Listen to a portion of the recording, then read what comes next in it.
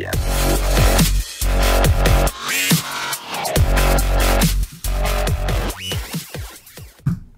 What's up, nation? Welcome to another NFL First Look video from WISETake.com. I'm CK013. You can find me on Twitter at CK_013. And I'm here to talk to you guys about NFL Week 11. Don't forget to follow the WISETake Twitter at WISE_take to keep up to date with all the latest and greatest promos that we're doing over at WISETake. Obviously, when content comes out, it feeds through the Twitter there. Make sure you don't miss anything that we do. Make sure you subscribe to the YouTube channel, hit the notifications bell, and if you have a Twitter, hopefully you do if you're playing DFS, you'll follow us at WISE_take.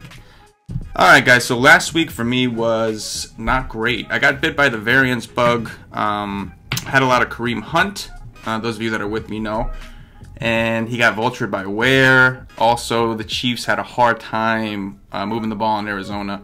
And more importantly, Arizona, under Byron Leftwich and the Bruce Arians, scheme, figured out that in order to win, you got to give the ball to David Johnson, and they did that. But there was a couple things. Dion Lewis getting vultured twice by Derrick Henry after seemingly have taken that role from Derrick Henry. He went right in there and stole 2 touchdowns. And Dion Lewis definitely wanted to stick it to the Patriots. He was pretty spiteful, basically called them cheap and things like that. So there was more, man. Ryan Fitzpatrick threw for 400 yards. But the Bucs had 3 turnovers in the end zone. Just crazy shit. It's crazy, crazy shit. But I'm excited for this week. I'm excited to bounce back. This is actually a pretty awesome slate. There's a lot of options. We don't have the Chiefs on the slate. They're playing an awesome game against the Rams. But we can all just sit back and kind of enjoy that. If you want to do the showdown slate, that's obviously going to be there. But overall, it's a pretty good slate. We got Cincinnati at Baltimore.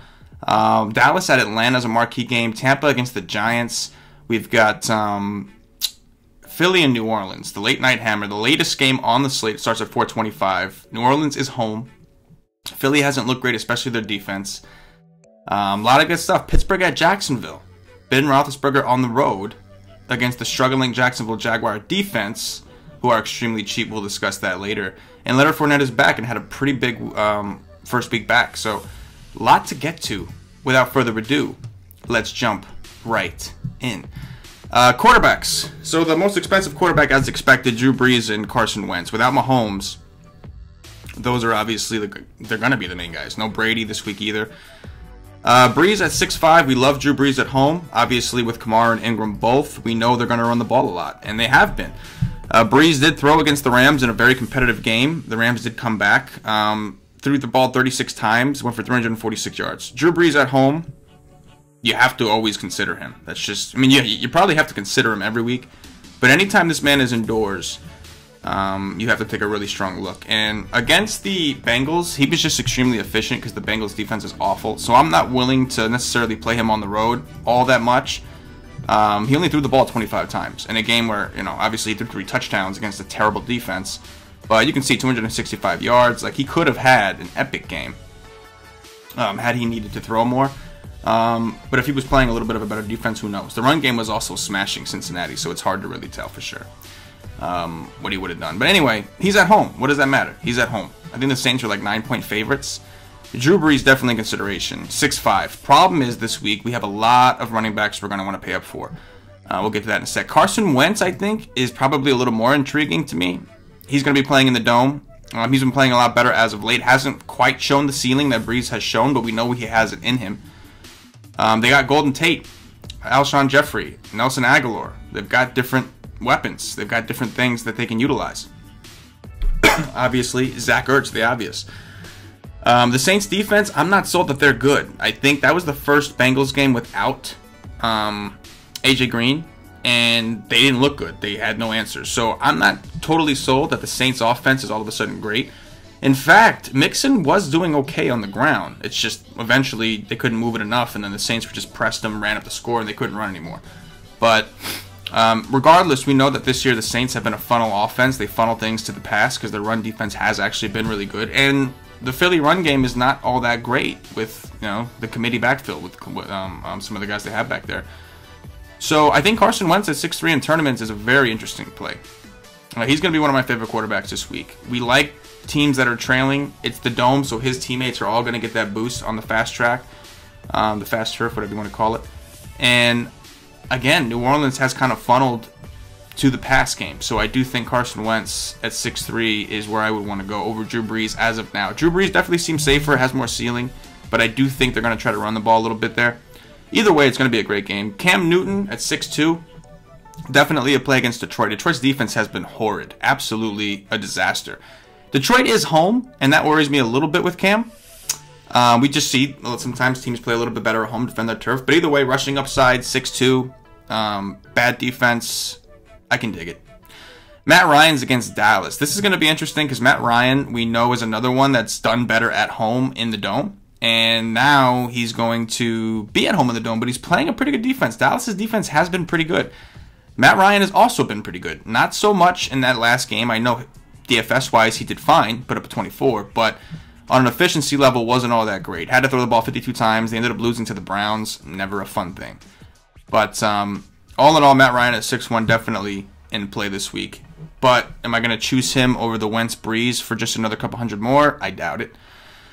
Phillip Rivers against Denver. Denver's been a team that you want to run against, so I think Melvin Gordon is probably the way I'd go. I don't think Phillip Rivers can be ruled out, but probably not the way I go. Andrew Luck, definitely interesting here against Tennessee. Tennessee's defense was super impressive against the Patriots. But we have seen Patricia for the Lions shut down the Patriots offense. It does seem to be a trend this year specifically with former Patriots kind of knowing what to do to shut them down. Andrew Luck has been a baller. He's just been balling. Against the Jacksonville Jags, say what you will, against the Jacksonville Jags, Andrew Luck's been balling. He's been doing this to everybody. I have a lot of interest in Andrew Luck this week. 5'9", 5,900 basically is what I'm saying. We got ceiling, right? Tennessee's defense did look good. Let's take them to the road, though, because their secondary has been suspect outside of last week. So 5'9" for Andrew Luck, a guy with massive upside. Definitely a guy I want to have some share of. Ben, I'm not too interested on the road. I just don't like to do it. Right? Did pretty good against Baltimore. I was impressed. Playing Jacksonville, I'm not totally sold that Jacksonville is all done. Probably won't do it, though. We have too many other quarterbacks. Deshaun Watson, definitely interesting against Washington. So, again, Fitzpatrick did throw the ball for 400 yards, over 400 yards against Washington. We saw Matt Ryan tear them up. Washington, they got to play guys like Dak Prescott. They got to play guys like Eli Manning this year. So, I'm not totally sold that their defense is what it's supposed to be. They are at home, so I'll give them that. But I definitely have interest in Deshaun Watson at just 5,700 on DraftKings. The guy's got a 30-point potential. He's got rushing upside. He's got weapons now with DT. Obviously losing Will Fuller sucked, but DT and D-Hop. Not like maybe more of a cashless kind of play, but tournaments, I mean, 5-7, I mean, the ceiling's there. Fitzpatrick against the Giants, I don't know. Yeah, okay, it looks like Fitzpatrick will keep the starting quarterback job. Okay, so he's going to start against the Giants defense. I don't think the Giants defense is very good. They got rid of Eli Apple to the Saints a couple weeks ago. Not that he was having an amazing year, but if he was the starter, I would imagine he was better than whoever was behind him. And again, man, like, the dude's going to throw. They don't run well. They don't. The Giants' run defense, I don't think, we saw that with Breida last night. They're not as good. They got rid of Snacks. They're definitely going to be hurting. But all in all, the Bucs don't have the greatest run game, so they're probably going to throw, which is why I always like Fitzpatrick and Jameis Winston when they play. Obviously, some potential bench risk. If he throws multiple picks this game, they'll probably bench him. You can't keep turning the ball over that fucking much and just expect to stay in the game. Two picks. If you're winning, it's one thing, but when you're losing the way you're losing, it ain't going to happen. But dude's going to throw the ball probably 40 times a game. So, unless they get up too quick, and hopefully if they do, it's because Fitzpatrick balled out. 5'6", though, for Fitzpatrick, definitely an option that I'm probably going to want a piece of. Against the Giants, I don't love taking teams in MetLife Stadium. Just never really seems to be massive, unless it's the Patriots against the Jets, of course, and you're looking at butt fumble status. But Fitzpatrick at 5'6" against the Giants, definitely in play. Marcus Mariota against the Colts. I don't know about this one. On the one hand, he's got rushing upside. We know this. On the other hand, his price went up pretty far. He was 4.7 last week. We were on him at the Nation. Props to the Nation. And they were out there and super impressive against the Colts. I do think that Tennessee's defense struggles a little bit more in this game, so I think Mariota will have to throw more. But there's just so many quarterbacks. And like the whole purpose of him last week was that he was cheap and there wasn't a ton of awesome quarterbacks like to the naked eye. So I don't know.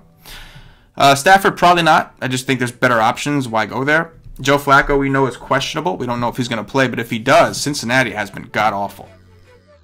God-awful. Flacco hasn't done much. Don't get me wrong. Cincinnati's been god-awful. Dak Prescott against Atlanta. They do have Amari Cooper. He's got rushing upside, of course. 5.2 is a very cheap price against this defense. Maybe you could pair him with Zeke, but I know that Zeke is going to be a very attractive option against Atlanta. A lot of different ways you can go this week. That's what we're finding out right now. Eli Manning at 5.2 against Tampa, one of the worst defenses in the game. 3 touchdowns against San Francisco. You know, he will throw when they're down, but Eli Manning's, I think, the kind of guy that you kind of need a trailing game script because they'll just give the ball to Saquon Barkley and let him do the dirty. You know what I mean? You can get your exposure to Eli by playing guys like Odell and, more importantly, Saquon Barkley, who's getting as many targets as a wide receiver is. So, he's cheap, though. There's a lot of guys. We can sit here and talk all day. Josh Rosen at 4.8 against Oakland. I don't love it, but, you know, he's cheap. A lot of different ways to go, for sure. I think if Flacco is out, some guys maybe want to come here. Don't know if I need to do this. There's just too much upside up top. I know it's Cincinnati, but there's just too much upside up top, I think. But the problem is when we go to running back, there's so many of these guys that we want to play. Melvin Gordon against Denver, phenomenal spot. Denver's been awful against the run. We like running backs at home who are favored. Melvin Gordon the third right here. Todd Gurley light right here. Just getting workload every single week, just producing. And he's 8.9. Pretty good price. The price went down a little bit. Saquon Barkley against Tampa, only 8.7. Look at the 20 carries against the Giants, 5 targets. Look at the games past. Look how many targets this man is getting. This man is getting so many targets, and he's playing Tampa Bay, whose defense is also awful. Another phenomenal spot. Massive upside for Saquon Barkley this week. Ezekiel Elliott against Atlanta. This dude just crushed Philly, which also makes Kamara interesting. We'll talk about that. But crushed Philly, 7 targets. He's getting involvement in the pass game pretty much every week except for this game against Jacksonville, and he didn't need it. He still put up a 21 at 7K, which was just a ridiculous price tag for him. But massive upside, big part of the offense. Obviously, Amari Cooper coming in could take some of the usage away, but I'm really not worried about that because it's Atlanta, and they're awful against running backs. We saw Nick Chubb last week just destroy them. So before it was pass-catching running backs, now it's just running backs in general. Zeke at 8.5. An awesome play this week. Alvin Kamara against Philly. We just saw. I mean, Kamara's just a freak, man. 2 touchdowns. Even though he only got 12 rushing attempts and only 5 targets in a game that was a complete blowout. Both running backs did the dirty that week. Kamara at 8.2 against Philly. We just saw Zeke destroy these guys. Obviously, with Kamara, there is still a share in the backfield going on between him and Ingram. But Philly's defense does look suspect. Ezekiel Elliott ripped them up, and Kamara can definitely do the same thing. We got running backs all day here. Making decisions will be hard. Even Christian McCaffrey at 8K against Detroit. Detroit's run defense, I know they went out and got Snacks. They've still been bad. And Snacks ain't really going to help you against pass-catching running backs either. The usage is there. 14 and 5, 17 and 5, 14 and 4. Like, the guy is just getting work. And he's going to be in Detroit. Just another solid option at 8K. David Johnson at 7.5 at home against Oakland. We saw Melvin Gordon just continues to rip these guys up. Oakland's defense is awful. They're basically giving up on the season. And 21 attempts against Kansas City in a game they were trailing. They were trailing and they said, I don't care. We got to give the ball to our best player. And they did that. 9 targets, 7 receptions. Like Rosen, that was one of the better games he had. So I would imagine they're going to keep feeding him. He's only 7.5. Should be pretty popular. And that's like the top tier. Like, after that, you got Kerryon Johnson, Adrian Peterson. Like, everybody else kind of a maybe.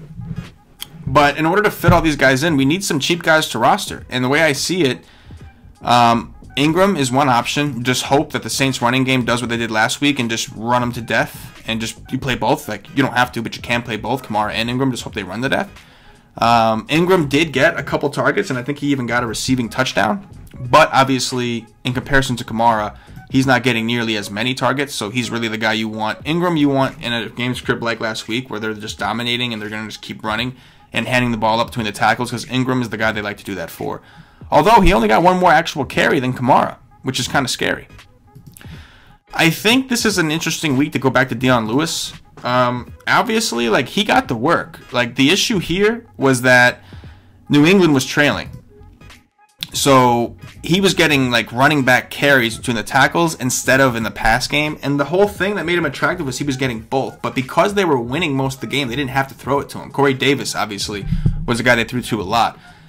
But I think Dion Lewis, this is a good spot to bounce back, to go right back to him. With all those good running backs, I think people are going to try to jam everybody in. And that's, of course, fine, especially in cash games. But in tournaments, I'm going to go right back to the well here, bro. Like, I think Indiana, the Indianapolis Colts are going to play him a little better, and I wouldn't be surprised if they were playing ahead. And either way, the game's going to be more competitive, I think, and Tennessee's going to have to throw. And I think that Dion Lewis is going to go right back to getting these 22s and 21s. I'm not going to back off just because he was vultured. He should have had those 2 touchdowns, and then he would have smashed. So a 4-8, I think I'm going back to Dion Lewis and hoping everybody else hops off. I think that's the route I'd rather go. Let's try to get some builds up here. So tournament build, we'll do like a hybrid team, right? Obviously coming down here is going to be attractive with all those good running backs, but let's see what we can make happen. Let's just try to go with Wentz here. Let's try our best. We'll try. As far as running backs, we'll go with David Johnson first, even though these other guys are in phenomenal spots. Let's go with Kamara because we do have Wentz in here.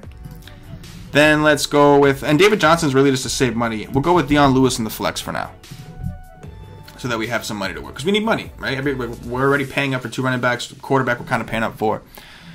Let's get the defense out the way. So one interesting thing here I wanted to show you with defense. The Jacksonville Jaguars are only 2-2. I know they haven't been good, right?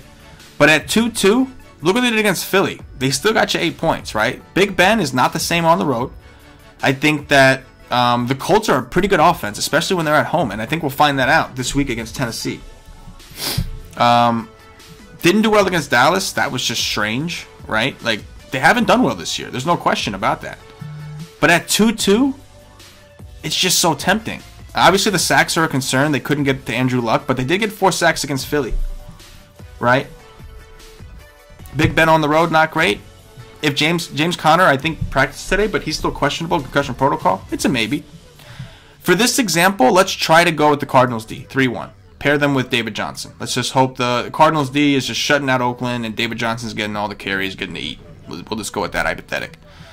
Tight end's going to be interesting. We'll come back to this. Obviously, Ertz is the guy you want to pair with Wentz. Like, that's like the main dude that you'd like to afford. But we do have options this week.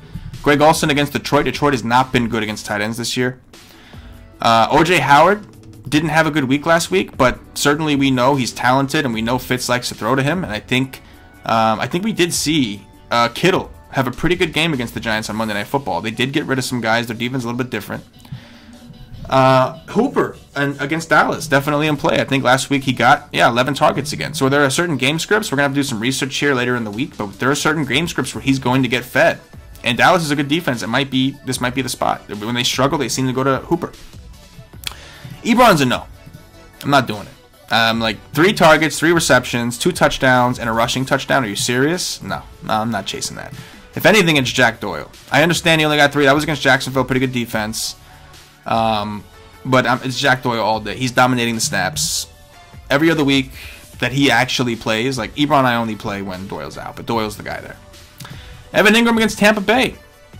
Not getting a ton of usage like he was last year, but against Washington, 9 targets, right? Going against Tampa Bay, you could see it. 5 targets against San Francisco.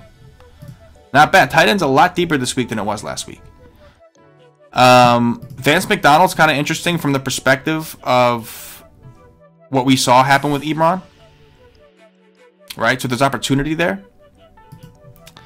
Jared Cook is only 3,900. Wouldn't really work in this example because we have the Arizona defense, and I just don't think there's enough depth that we don't have to come all the way down here.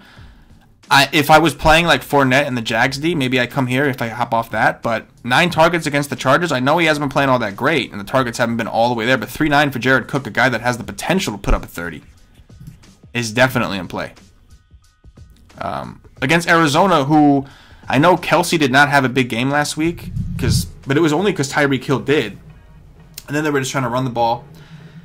But if you look at DVOA, the Cardinals were like 23rd or something like that going into last week. So I think that this is an interesting spot. We know that I know, what's his name? Patrick Peterson is very good. But it's either slot receiver, so it's hard to guess with Oakland, or the tight end. I think that's what we're looking at. Jordan Reed, 3,800 against Houston. This guy, man.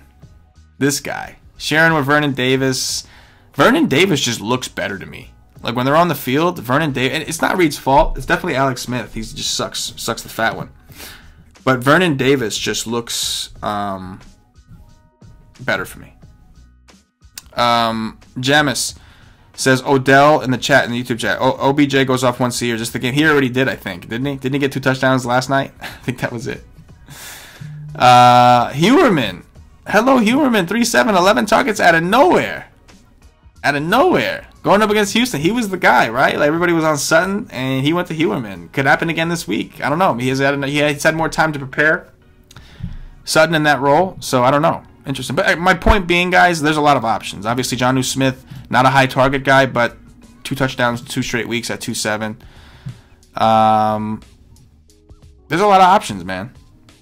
Take a chance. Like, there's a lot of punt options. There's a lot going on here.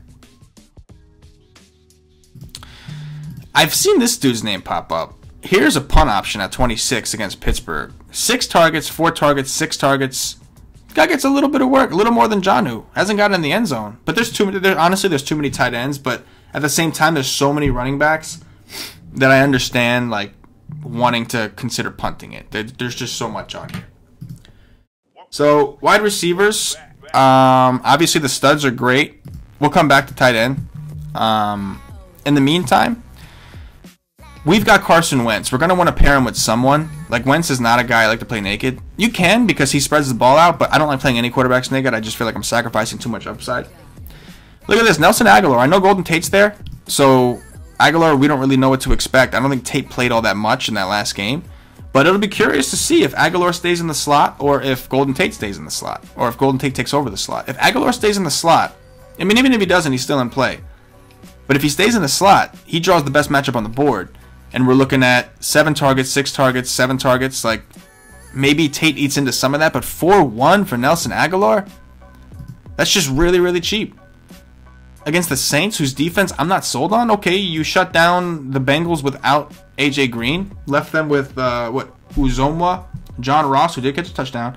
Tyler Boyd, who they were able to just pin their ears back and just follow him around everywhere. But these guys got weapons here. It'll be very interesting to see what they do, but I'm going to plug him in at 4-1. He's just really cheap. Another interesting guy in this particular matchup against Philly. Obviously, Michael Thomas, yes. Like, this guy's awesome. Breeze and him are just doing magical things. But Traquan Smith didn't get a target in his last game. But it's only because they didn't need to. He's not a high target guy anyway, don't get me wrong, but we know he's the deep ball guy, right? Like, he's the deep ball guy. I think you can beat Philly deep. I think you can. Especially if you're running the ball on them. We got Kamara in there, they're running the ball, do some play action, catch Traquan deep. 4K. GPP only because the targets are never really high, but the upside's massive with him, right? And he also correlates with like a little game stack that we got going on. So I'm going to plug him in there. So now we have some options, right? Like, we can either go to tight end, plug in Ertz, find us a 5,400 receiver like an Amari Cooper, get exposure to the Dallas team against. I think it's not a bad idea just to have some exposure against that horrible team. Shepard's in the mix. We can get off of Ertz and go with Golden Tate and still do a triple stack if we want to. Maybe he has a bigger role this year. We can do that and take Ertz out. We have a lot of money. We can upgrade somewhere else. Upgrade one of the running backs. Upgrade Traquan Smith potentially. Hypothetically, let's say we went with let's go with OJ Howard for now. And what would that do to get us off Traquan Smith? It would give us 5-6. We can go to Corey Davis again, but I'm not crazy about that. I got Deion Lewis already. Larry Fitzgerald. Pair him, just kind of go like 10 targets, 12 targets. They're trying to get him the ball. He seems relatively safe. Going against Oakland, a terrible secondary. I don't hate it. I don't hate it. Right? Maybe you don't want Tate. Maybe you don't want Fitzgerald. Maybe we want Ertz. Right? Like, everybody else is going to... Because tight end is deep, I don't think Ertz will be like crazy popular because tight end is so deep. So maybe we do want him. And then we go back to Mr. Traquan Smith for the correlation. And we get enough for the Amari Cooper. Maybe we do something like that. Right? A lot of different ways you can go. I did this build because we started off with Wentz, and now we have like a little game stack of the Philly New Orleans game, which I think is a great tournament play. We've got Kamara and Smith, and then we've got Ertz, AGHOLOR, and Wentz. Trying to maximize the upside here, right? We got Cooper against Atlanta, which is a great matchup. The running backs we can shuffle around, guys. Maybe you don't like DJ. Maybe you don't want to go with DJ. Maybe, you know, what's really interesting is if we go with, obviously those guys up top are great. Like, try to find a way to play like the Barkleys, the Elliots, and all that. Like, yeah, it's going to be hard to pick a core this week without those guys. But Leonard Fournette against Pittsburgh, 24 carries, 5 targets, massive game. He's at home this week. Pair him up with Jacksonville's defense. I don't know why I did that. And come on now. Jaguars? Okay, Jaguars. 1,500 to spend. Maybe we upgrade from Dion Lewis. Gives us 6'3". I like to put running backs in the flex. I'm 9 times out of 10 I'll do that. I don't love what I see there, so let's go back to Lewis. Maybe here we upgrade Smith. We get the 5'5". Just short of Fitzgerald. We got Shepard. We got Tate again. But I think for now, we'll stick with David Johnson. Stick with the Arizona Cardinals defense. And then Mr. Traquan Smith. We'll stick with that for now. I wonder if there's anything down there worth looking at. Doxson is a maybe. Nothing special. Godwin is pretty cheap, I think. 7 targets last week. Had a big game going against the Giants. Nobody we're afraid of there. Humphreys. Only 3 targets last week, but he's really cheap, and we know he's got upside, apparently. Bunch of maybes down here. That's why I don't mind going with a Traquan, because like there's no like super solid locks anyway. Maybe Beasley. Could try him, but he's 4'4", a little more expensive. A lot of different ways to go. As far as studs, see what this means to me, all these running backs, what that means to me is that these expensive receivers are going to go pretty low owned. Right? Because like we even did it. We even did the same thing. Say we take out Ertz and we go with like a super cheap dude. Like, I don't know. We'll go with Jared Cook for this example. And now we'll try the Jacksonville. But let's see what we have to do to get an expensive guy in here. Let's just see. So now we can upgrade one of these dudes. We still got that little mini game stack. 9-6. Okay, now we're working. Now I can throw in a Michael Thomas. Julio Jones has been doing really good with touchdowns. Odell Beckham, this is a good matchup for Odell. 11 targets, 11 targets, 11 targets. GPP, obviously, but this is a good matchup for Odell.